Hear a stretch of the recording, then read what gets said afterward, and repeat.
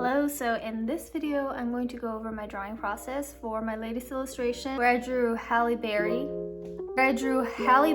As Ariel in the new upcoming live action Little Mermaid film. So I was a very avid Disney fan, and I still kind of am, but especially when I was a little bit younger, I collected pretty much like all of the Disney DVDs that I could find. And so I get pretty excited whenever Disney announces that they're going to be doing a new movie or like a live action. Now I have to say that there hasn't really been a Disney live action film that has really blew my mind, and especially some films that I'd rather not talk about. But something about The Little Mermaid is very exciting, and I think a lot of it has to do with the fact that it takes place underwater, and so it will just be interesting to see how they film everything and use CGI to make it look like an underwater world. So I'm looking forward to at least looking at how it comes out. And the actress that was cast for Ariel, her name is Halle Bailey, and when I heard one of the videos of her singing, I was like, yeah, that sounds like a Disney princess. I just wanted to kind of pay tribute and draw this illustration. Now I have to say that this illustration is a bit different than what I normally draw, in that it's not my typical like anime kind of style. I made it more of like a realistic style, and it's still a style that I am playing around with. I also got to draw some landscapes and sceneries, since I always tend to avoid those things. I really did try to push myself. It's part of practicing. So if you found this video helpful, please subscribe, the like button. I'll be posting more draw with me's along with art tutorials, and also check out my other social media platforms for more art content as well. Alright, so here I'm starting off with the basic sketch, starting with the head. When you're drawing a mermaid, you kind of wonder to yourself, where is she gonna be in, or he? Do I make them underwater? Do I make them outside of the water? For me, when I think of a mermaid, I kind of think of them like sitting outside of the water, doing that kind of majestic mermaid pose. Especially wanted to recreate something similar to that scene in The Little Mermaid, the traditional version, where Ariel is singing Part of Your World, like climbing on top of the rocks and then water splashing behind her. That was a really cool scene, so I wanted to kind of do something like that. So you'll see that in the sketch. You'll also see that on the corner. I'm using a model as a reference, and I think that app is called Magic Posers. And for her hair, I wanted to put in a lot of ocean accessories such as seashells, so sketched those in as well. Alright, then I went in with my line art. People ask me often what brush I use for my line art. First of all, the app that I'm using is Procreate. The line art that I use is, I believe, the Studio pen in the inking category, and I just adjust other settings so that I can kind of get like a smooth look.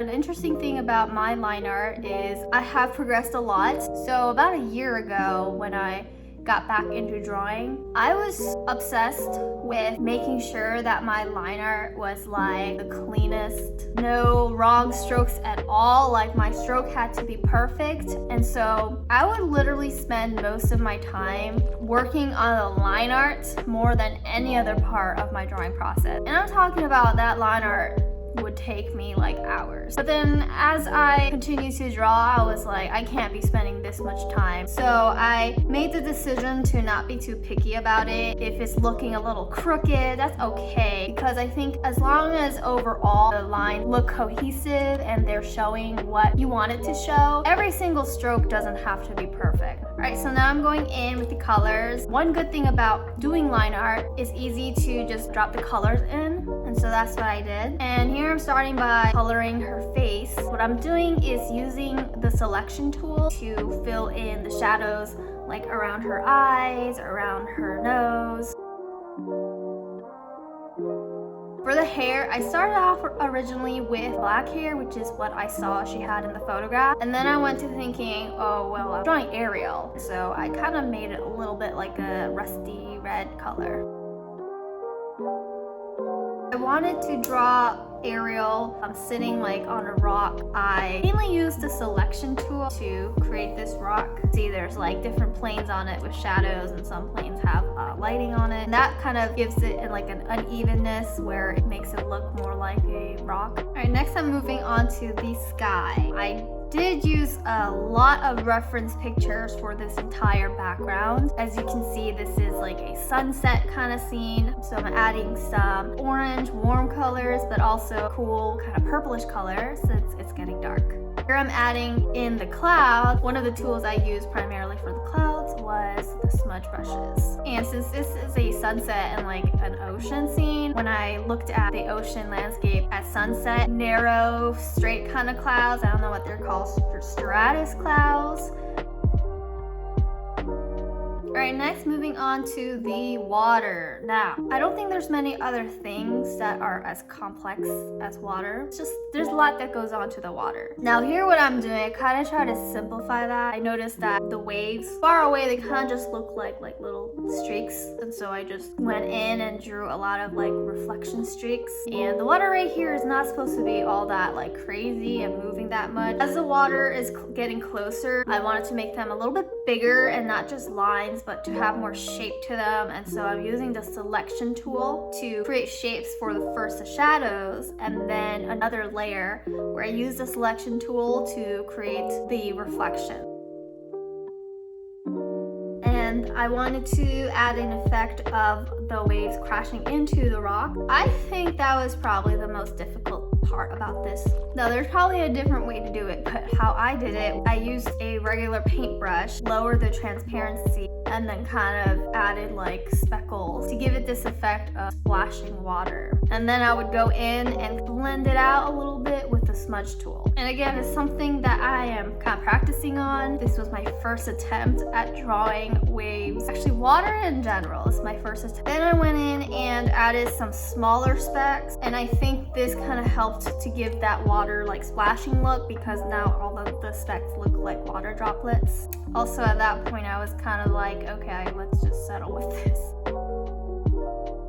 Now that was the last thing that I had to paint for this illustration, and what I like to do is final details. So here I am adding a little bit more of like the lighting effects, some highlight near the horizon, some more lighting on the cloud and on the water where the sun would be reflecting off of. And then I decided it looks a little bit like there's something missing, and I really wanted to give it this sun shining effect, and I decided to add some bokeh effects. Now if you don't know what bokeh is, it's that little blob of circular or a pentagon rainbow-ish lighting that you get sometimes when you take pictures of the sun. So I made a pentagon shape using the selection tool and colored around the edge of that shape to create these bokeh blobs. And I think that subtle little detail really helped with making the sunlight look a little bit more realistic.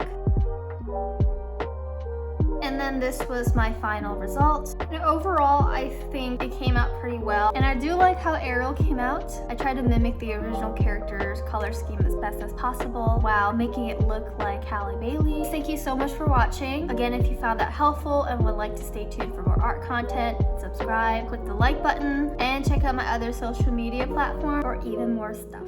Bye!